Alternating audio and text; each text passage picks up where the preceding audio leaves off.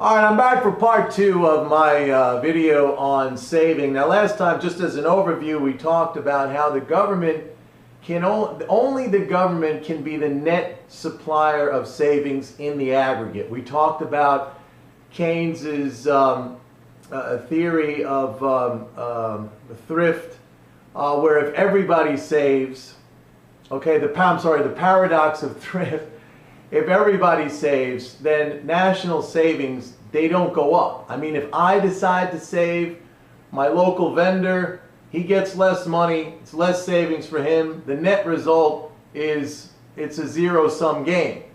So only the government can be the net supplier of savings, and it does so by running a deficit. And I showed you the chart in the last episode there, which I think pretty clearly, if you see here was this is our savings rate now, 620 billion. It's at a record high, and here is the deficit, about 800 billion so far this year at a record high. These are like mirror images. And here, interestingly enough, when Clinton, former President Clinton, when he balanced the budget, savings came way down. It sucked it away. This is just, it's an accounting identity. Whatever's on the government side of the ledger is the equal but opposite on the non-governmental side. That's us. Now, if you think about the reverse, because we hear so many, very important people and policymakers saying, well, the government's got to get rid of the deficit.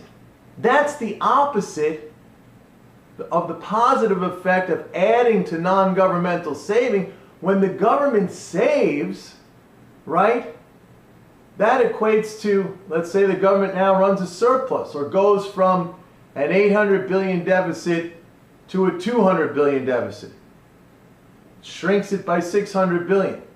By definition, the non-governmental sector, the private sector, has lost 600 billion in private savings. Now, it doesn't only necessarily have to come from our country. It's a global economy.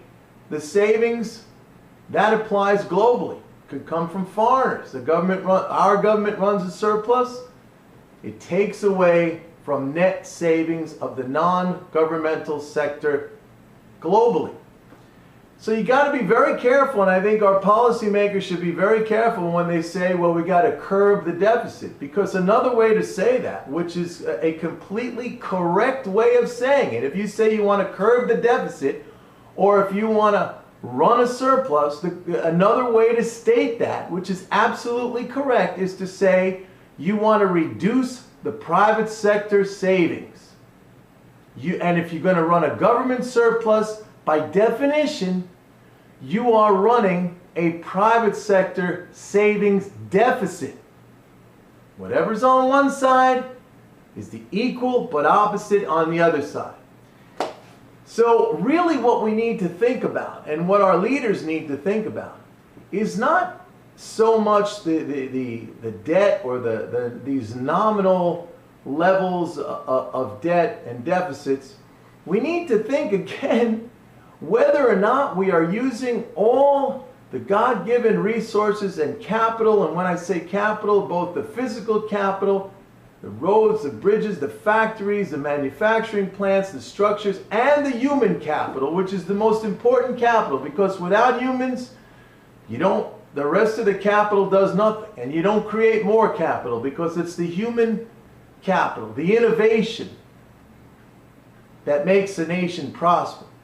So what we really should be focusing on, get off of this whole money talk and this talk of the nominal price of things or the nominal amount of debt, and be asking ourselves whether or not we are using all of our resources and all of our capital, both our physical and our human capital, because if we're using it all, like any good, efficient business, we will be operating at our most efficient and prosperous rate of operation.